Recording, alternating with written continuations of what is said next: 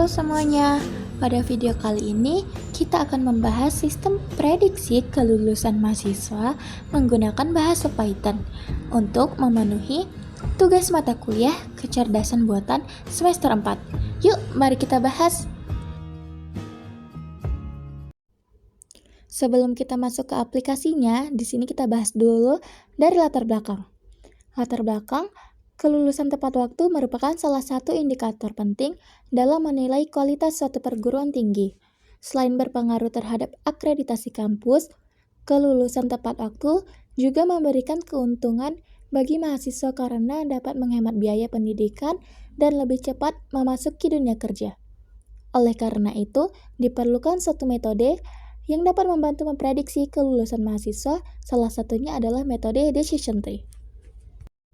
Penelitian ini bertujuan untuk mengidentifikasi faktor-faktor yang mempengaruhi kelulusan mahasiswa, menerapkan metode decision tree dalam proses prediksi, mengetahui tingkat akurasi metode tersebut, serta membantu pihak kampus dalam mengambil keputusan akademik yang lebih efektif. Metode decision tree. Decision tree merupakan metode klasifikasi dalam data mining yang bekerja dengan membentuk pohon keputusan.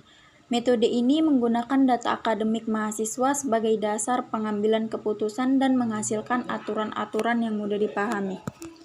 Kelebihan decision tree adalah prosesnya sederhana, mudah diinterpretasikan, dan cukup efektif dalam melakukan prediksi. Selanjutnya, metode penelitian. Penelitian ini dilakukan melalui beberapa tahapan. Pertama, menentukan variabel penelitian.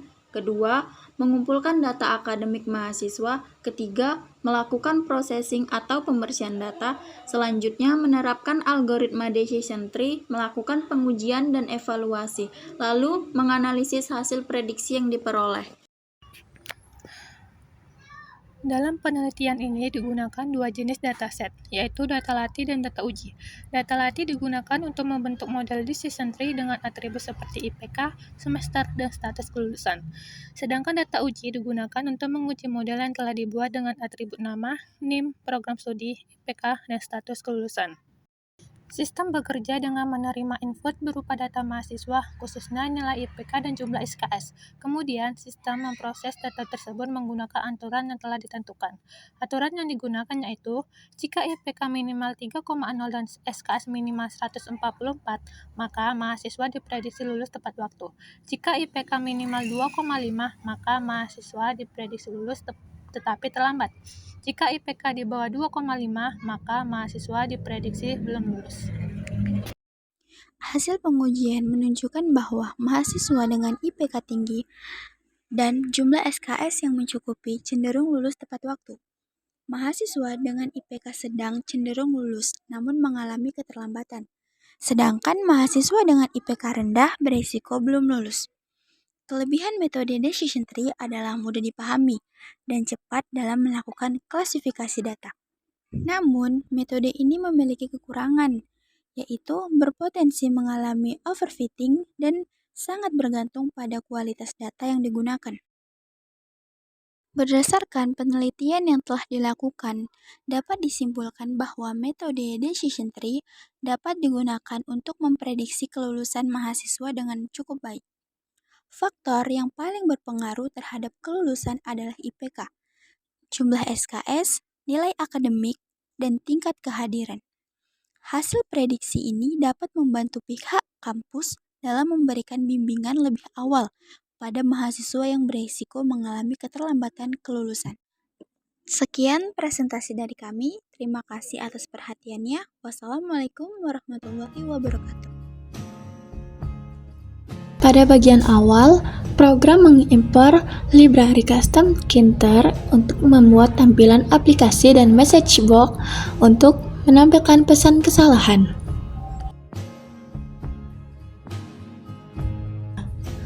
Program menggunakan tema dark mode dengan warna utama biru agar tampilan aplikasi lebih menarik dan nyaman digunakan. Pada fungsi ini digunakan untuk menentukan status kelulusan mahasiswa berdasarkan IPK dan jumlah SKS yang sudah ditempuh.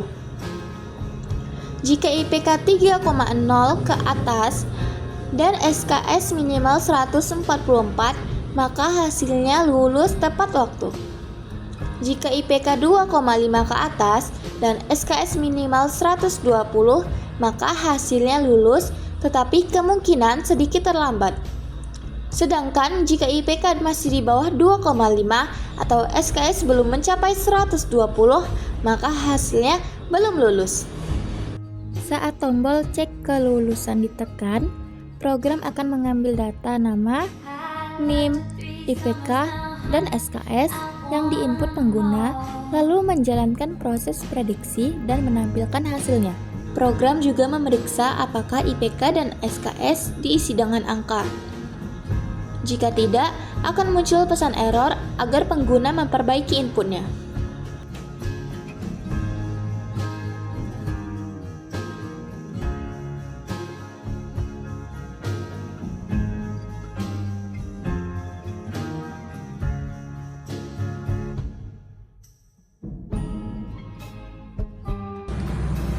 Pada tampilan data, program membuat jendela aplikasi dengan judul aplikasi kelulusan mahasiswa dan ukuran tampilan 450 x 450 pixel.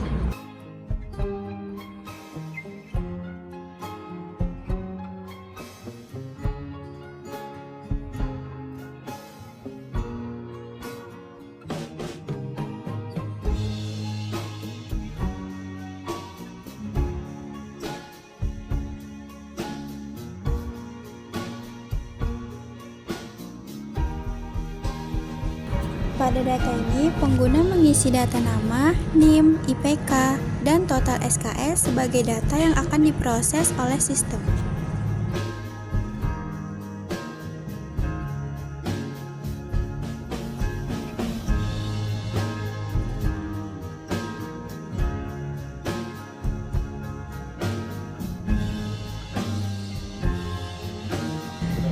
Dan hasil prediksi akan ditampilkan pada bagian bawah aplikasi berupa nama mahasiswa, NIM, dan status kelulusan. Lalu yang terakhir, footer. Di sini footer berisi informasi singkat mengenai nama atau identitas aplikasi, yaitu Simple EI kelulusan. Ini adalah contoh dataset mahasiswa.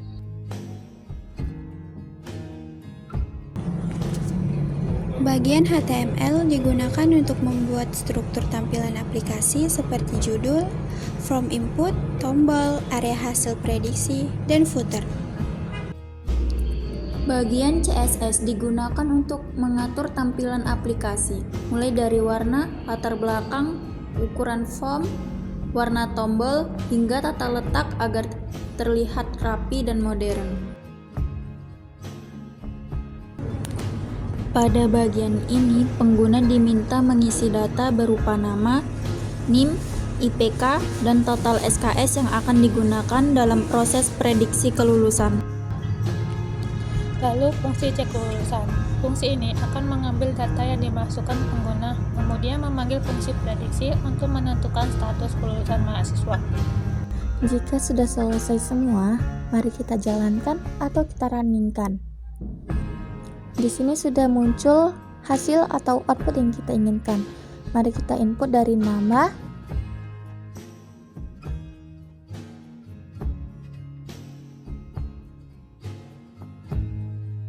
lanjut ke NIM, lalu IPK kita, dan total SKS yang sudah kita tempuh. Jika sudah, kita akan tekan button cek kelulusan, maka sudah ada hasilnya. Nah, coba kita ganti total SKS yang sudah kita tempuh. Hasilnya beda kan?